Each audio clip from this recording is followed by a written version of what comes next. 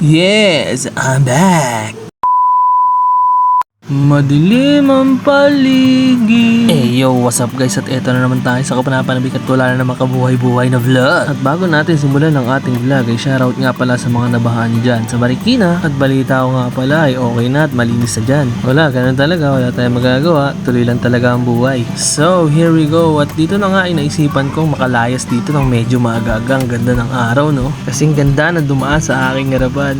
Charot! Dito pala ay napansin ko na parang malambot ang aking gulong sa harapan, kaya naisipan ko na magpahangin muna. Dapat hindi lang ako yung mahangin, pati yung gulong ko sa harapan. Pero dito ay parang napansin ko na nahihirapan si kuyang magpahangin, kaya pinabayaan ko na lang. Pinabayaan ko kasi parang init na rin ang ulo niya. Kaya ngayon nung ako na magpapahangin yan, pinahanginan ko na yung sarili ko, sinabay ko na rin yung gulong ko at umalis na rin ako agad. Nagmamadali na rin ako kasi nakakuha na ako ng unang booking ko dyan. Ayan si kuya, simula San Mateo yan hanggang Robinson. Ayan, sabi ko let's go. Time is running, time is gold. At magmo-montage muna tayo saglit. Pasikat ka na naman, boy. At maya-maya lang ay nandun na kami sa Robinson. Dito nga ay nagulat ako kasi bigla niyang inabot yung cellphone. Kala ko akin na, yun pala pinalalagay lang yung Gcash number. Ay, pinaasa na naman. Kimberly, yeah, boy. Nga pala si Ma'am Kimberly at siya yung pangalawang pasahero ko. Napansin ko dito na parang chinita siya. Chinita yan, nabi ko, ma'am, ang ganda niyo naman. Tapos sabay kinuha ko na yung bayad niya. So after that na nga, bumaba na tayo ng SM para maghanap-hanap ulit ng bagong pasahero.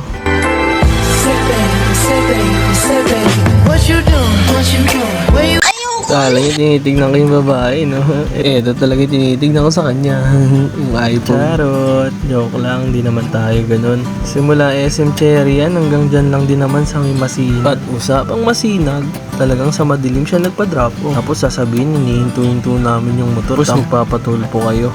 Charot. Next passenger na nga tayo at ito si Lodi Cakes. Tignan mo, tamang subo lang sa Gedli.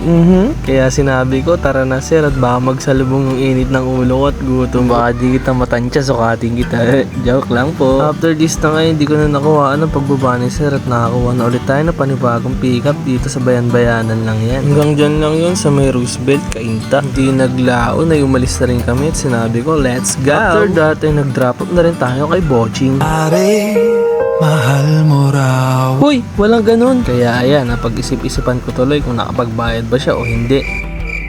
Bahala ka na nga, pag-iisipin mo pa ako. To start.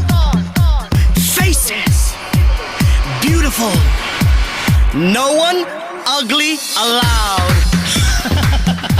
At siya si Divina, siya ang huli kong pasahero ngayong today. Ang dami talaga na patingin nung dumaan siya, grabe. Charot lang hindi ko pala siya kilala at di rin siya si Divina guys. Shoutout sa'yo idol at eto na nga, idodrop ko na siya. Lalagyan ko ulit sana ng background music pero wag na lang, nagbayad na rin naman siya. Thank you po. At pag drop up ko nga kay Divina, hindi joke lang. At pagtapos nga nito ay umuwi na ako. Oo nga pala guys, ang tagal din nga pala nasundan ng vlog ko na to, no? Alam nyo ba kung bakit?